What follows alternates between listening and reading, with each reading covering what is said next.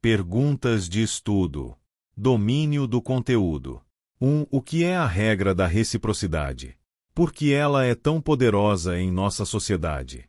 2. Quais são as 3 características da regra da reciprocidade que a tornam tão explorável pelos profissionais da persuasão? 3. Descreva como o estudo de Regan ilustra cada uma das 3 características dessa regra. 4. Como a técnica da rejeição seguida de recuo usa a pressão da reciprocidade a fim de aumentar a cooperação. 5. Por que a técnica da rejeição seguida de recuo deveria aumentar a propensão de uma pessoa complacente a cumprir um acordo e b. se oferecer para prestar favores futuros. Pensamento crítico.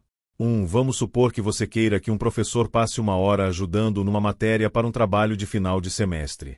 Escreva um roteiro mostrando como você poderia usar a técnica da rejeição seguida de recuo a fim de aumentar a chance de anuência ao seu pedido.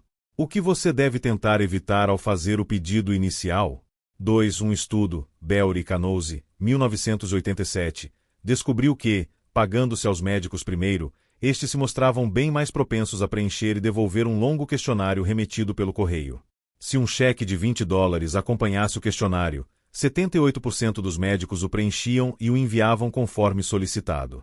Mas se fossem informados de que o cheque de $20 seria enviado após a devolução do questionário, apenas 66% devolviam. Outra descoberta interessante envolveu os médicos que receberam um cheque junto com o questionário mas não responderam. Somente 26% descontaram o cheque, em comparação com 95% daqueles que responderam ao questionário. Explique como a regra da reciprocidade pode explicar ambas as descobertas. 3. Pesquise o termo noblesse oblige. Explique o que significa e como o conceito da reciprocidade poderia desempenhar um papel nesse caso. Dica: John F. Kennedy certa vez disse: aqueles a quem muito se dá, muito se exige. 3. Compromisso de Abretes da mentiu e corrência. É mais fácil resistir no princípio do que no final. Leonardo da Vinci. Um estudo realizado por uma dupla de psicólogos canadenses, Knox e Inster, 1968, descobriu algo fascinante sobre os apostadores de corridas de cavalos. Logo após fazerem as apostas, eles estão muito mais confiantes nas chances de vitória do que antes. Claro que nada muda nas chances reais do cavalo. Trata-se do mesmo animal, na mesma pista, no mesmo hipódromo. Mas na cabeça desses apostadores, as perspectivas melhoram substancialmente depois de terem adquirido o bilhete. Embora um tanto intrigante à primeira vista, a razão dessa mudança súbita tem a ver com uma arma comum de influência social. Como as outras, essa arma também reside dentro de nós, dirigindo nossas ações silenciosamente. Trata-se apenas do nosso desejo de ser, e parecer, coerentes com o que já fizemos. Depois que fazemos uma opção ou tomamos uma posição, deparamos com pressões pessoais e interpessoais exigindo que nos comportemos de acordo com esse compromisso. Essas pressões nos farão reagir de maneiras que justifiquem nossas decisões anteriores. Simplesmente nos convencemos de que fizemos a escolha certa e, sem dúvida, nos sentimos melhor quanto à nossa decisão. Fazio, Blaskovich e Driscoll, 1992. Como ilustração, examinemos a história de minha vizinha Sarah e seu companheiro Tim. Depois de se conhecerem, namoraram por um tempo e, mesmo após Tim perder seu emprego, foram morar juntos. As coisas nunca foram perfeitas para Sarah. Ela queria que Tim se casasse com ela e parasse de beber. Tim resistiu às 2 ideias. Após um período especialmente difícil de conflitos, Sarah rompeu o relacionamento e Tim saiu de casa. Na mesma época, um ex-namorado ligou para ela. Eles começaram a sair e logo se apaixonaram e marcaram o casamento. Chegaram ao ponto de marcar uma data e enviar convites, quando Tim ligou. Ele se arrependera e queria voltar. Quando Sarah contou sobre seus planos de se casar, ele implorou que ela mudasse de ideia. Queria estar junto dela como antes. Sarah o rejeitou, explicando que não queria mais viver daquela maneira. Tim até chegou a falar em casamento, mas ela disse que preferia o atual namorado. Finalmente, Tim propôs parar de beber caso ela cedesse. Sentindo que, naquelas condições, preferia ficar com Tim, Sarah decidiu romper seu compromisso, cancelar o casamento e aceitar Tim de volta. Um mês depois, Tim disse a Sarah que não achava necessário parar de beber. Mais um mês depois, decidiu que eles deveriam esperar mais um pouco antes de se casarem. 2 anos já se passaram e Tim e Sarah continuam morando juntos exatamente como antes. Tim continua a beber e ainda não há planos de casamento, mas mesmo assim Sarah está mais dedicada a ele do que nunca. Diz que ser forçada a escolher mostrou que Tim é mesmo o homem de sua vida. Assim, depois de tomada sua decisão, Sarah tornou-se mais feliz, ainda que as condições sob as quais fez sua escolha nunca se cumprissem. Obviamente, os apostadores em corridas de cavalo não estão sozinhos na disposição em acreditar na adequação de uma escolha difícil depois que já foi feita. De fato, todos nos enganamos de vez em quando para manter nossos pensamentos e crenças coerentes com o que já fizemos ou decidimos. Brinol, Pat Wheeler, 2006. Mater, Shafir e Johnson, 2000. Rusbult et al., 2000. Por exemplo, logo após votarem, os eleitores ficam mais confiantes de que seu candidato vencerá, Reagan e Kilduff, 1988. Mantendo a coerência. Não é de hoje que os psicólogos compreendem o poder do princípio da coerência em direcionar a ação humana. Teóricos pioneiros importantes, como Leon Festinger, 1957, Fritz Zeider, 1946, e Theodor Nelcon, 1953, consideraram o desejo de coerência um motivador central do comportamento. Será que essa tendência é mesmo forte o suficiente para nos compelir a fazer o que normalmente não gostaríamos? Não há dúvida sobre isso. O impulso de ser e parecer coerente constitui uma arma muito potente de influência social, muitas vezes nos levando a agir contra nossos melhores interesses. Vejamos o que aconteceu quando pesquisadores encenaram furtos numa praia de Nova York para descobrir se os observadores arriscariam a pele a fim de impedir o crime. No estudo, um cúmplice dos pesquisadores abria uma toalha de praia a 1,5 metros da de um indivíduo escolhido aleatoriamente, a cobaia do experimento. Após vários minutos relaxando na toalha e ouvindo música no rádio portátil, o cúmplice se levantava e ia caminhar pela praia. Logo depois, um pesquisador, fingindo ser um ladrão, se aproximava, pegava o rádio e tentava fugir. Como você pode imaginar, sob condições normais as cobaias relutavam muito em se arriscar e desafiar o ladrão. Apenas 4 pessoas fizeram isso nas 20 vezes em que o furto foi encenado. Mas quando o mesmo procedimento foi tentado mais 20 vezes com uma ligeira mudança, os resultados foram bem diferentes. Nessas encenações, antes de deixar a toalha, o cúmplice pedia à cobaia para dar uma olhada nas coisas dele, algo com que todos concordaram.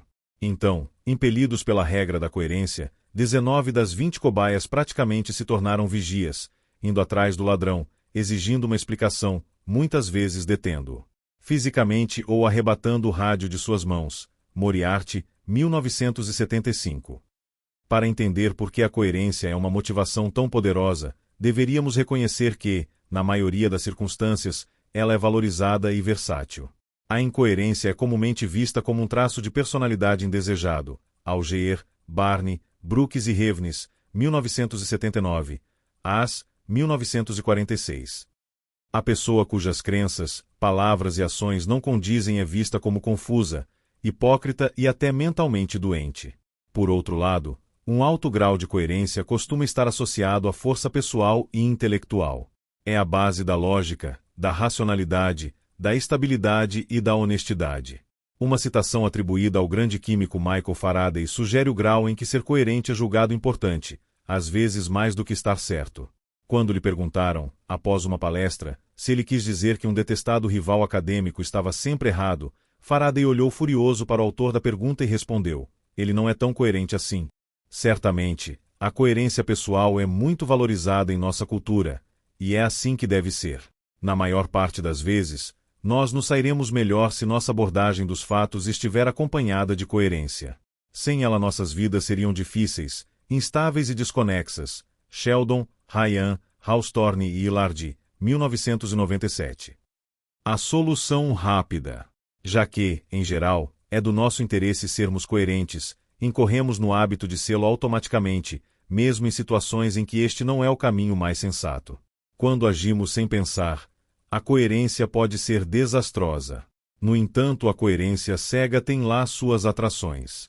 Primeiro, como todas as outras formas de reação automática, a coerência oferece um atalho em meio às complexidades da vida moderna. Depois que tomamos uma decisão, a coerência obstinada nos permite um requinte bem atraente, não mais quebrar a cabeça com o assunto. Não temos que examinar o bombardeio de informações diárias para identificar fatos relevantes. Não há necessidade de despender energia mental para avaliar os prós e os contras. Não precisamos tomar novas decisões difíceis.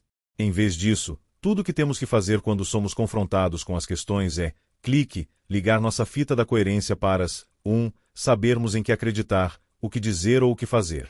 Basta agirmos de forma coerente com nossa decisão anterior. O fascínio desse requinte não deve ser minimizado. Ele oferece um método conveniente, relativamente simples e eficiente de lidar com as complexidades da vida diária, que tanto exigem de nossas energias e capacidades mentais. Não é complicado entender, então, por que a coerência automática é uma reação difícil de refrear. Ela nos oferece um meio de escapar dos rigores do pensamento constante. Com nossas fitas da coerência operando, podemos seguir em frente, felizes por não precisarmos pensar tanto. Como observou o pintor inglês Joshua Reynolds, não há expediente ao qual um homem não venha recorrer para evitar o trabalho de pensar. A fortaleza insensata. Existe também uma segunda atração, mais perversa, da coerência mecânica. Às vezes, não é o esforço do trabalho cognitivo difícil que nos faz evitar a atividade pensante, mas suas penosas consequências. Ter que encarar o conjunto desagradavelmente claro e indesejável de respostas fornecidas pelo raciocínio pode estimular nossa opção pela preguiça mental. Existem certas coisas perturbadoras que preferiríamos não perceber. Por ser um método pré-programado e maquinal de reação, a coerência automática tem a capacidade de oferecer um abrigo seguro das percepções preocupantes. Protegidos pela fortaleza da coerência rígida, podemos ser impermeáveis aos ataques da razão. Durante uma palestra introdutória do Programa de Meditação Transcendental, MT, testemunhei um exemplo de como as pessoas se escondem dentro das muralhas da coerência para se proteger das consequências incomodas do ato de raciocinar. A palestra foi ministrada por 2 jovens sérios e visava recrutar novos membros para o curso. Os instrutores garantiram que o curso oferecia um tipo singular de MT que nos permitiria atingir todo tipo de coisas desejáveis, variando da simples paz interior a capacidades mais espetaculares, voar e atravessar paredes, nos estágios mais avançados, e mais caros, do curso. Eu havia decidido comparecer ao evento para observar os tipos de táticas de consentimento usadas naquele recrutamento e levará comigo um amigo interessado, um professor universitário cujas áreas de especialização eram estatística e lógica simbólica. À medida que a palestra avançava e os palestrantes explicavam a teoria por trás da MT, percebi meu amigo cada vez mais inquieto. Parecendo aflito e se mexendo o tempo todo na cadeira, finalmente não conseguiu resistir. Quando os palestrantes convidaram o público a fazer perguntas, ele levantou a mão e, educadamente porém de maneira firme, destruiu a apresentação que acabáramos de ouvir. Em menos de 2 minutos, apontou exatamente porque o argumento complexo dos palestrantes era contraditório, ilógico e absurdo. O efeito sobre os palestrantes foi devastador. Após um silêncio confuso, cada um tentou uma resposta, mas pararam na metade, consultaram colegas e, por fim, admitiram que os pontos do meu amigo eram válidos e exigiam um estudo posterior. Mais interessante para mim, porém, foi o efeito sobre o resto do público. Ao final da sessão de perguntas, os 2 recrutadores se viram diante de uma multidão de membros do público. Pagando $75 para ingressar no curso de MT cutucando-se, dando de ombros e deixando escaparem risadinhas enquanto recolhiam os pagamentos, os recrutadores exibiram sinais de puro espanto. Após o que havia parecido um golpe constrangedor, a palestra acabou se tornando um grande sucesso, gerando níveis anormais de aprovação. Embora um tanto intrigado, atribuí a reação do público à incompreensão da lógica dos argumentos do meu colega. Mas descobri que aconteceu o inverso. Fora da sala de conferências, após o evento, fomos abordados por 3 pessoas que já haviam pago sua matrícula. Queriam saber por que tínhamos assistido à palestra. Explicamos e lhes devolvemos a pergunta.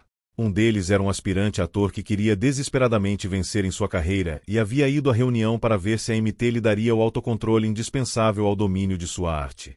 Os recrutadores tinham-lhe assegurado que sim. O segundo se descreveu como um insone profundo que esperava que a MT proporcionasse o relaxamento necessário para conseguir dormir. O terceiro servia como um porta-voz não oficial. Estava se dando mal na faculdade porque o tempo de estudo nunca era suficiente. Havia ido à reunião para descobrir se a meditação poderia fazer com que precisasse de menos horas de sono à noite.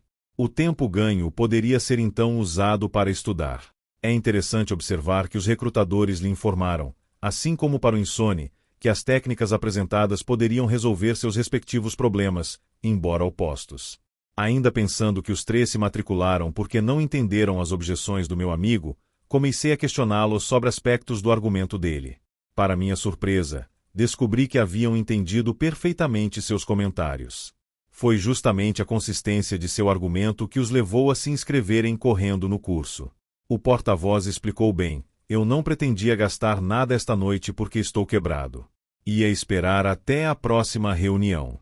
Mas quando seu colega começou a falar, senti que, se eu não entregasse o dinheiro agora, quando voltasse para casa começaria a pensar no que ele disse e jamais me inscreveria. De repente, as coisas começaram a fazer sentido. Aquelas eram pessoas com problemas reais buscando desesperadamente uma solução que, se fossemos acreditar nos líderes da discussão, seria encontrada na MT ou movidos por suas necessidades, queriam acreditar que a meditação era a sua resposta. Eis que, por intermédio de meu colega, intromete-se a voz da razão, mostrando que a teoria subjacente à sua solução recém-descoberta era ilógica. E então o pânico se instalou. Algo precisa ser feito logo antes que a racionalidade se imponha, deixando-os de novo sem esperanças. Muralhas urgentes contra a razão são necessárias. Não importa que a fortaleza a ser erguida seja insensata. Rápido, um abrigo contra o pensamento. Aqui, tome o dinheiro. Ufa, escapei por um triz. Já não preciso pensar no problema. A decisão foi tomada e, de agora em diante, a fita da coerência pode ser tocada sempre que necessário. MT, claro que acho que vai me ajudar. Com certeza vou ter sucesso. Acredito piamente na MT. Já paguei minha inscrição, certo? Os confortos da coerência maquinal. Agora vou ter um pouco de sossego. Bem melhor que a preocupação e o cansaço daquela busca difícil.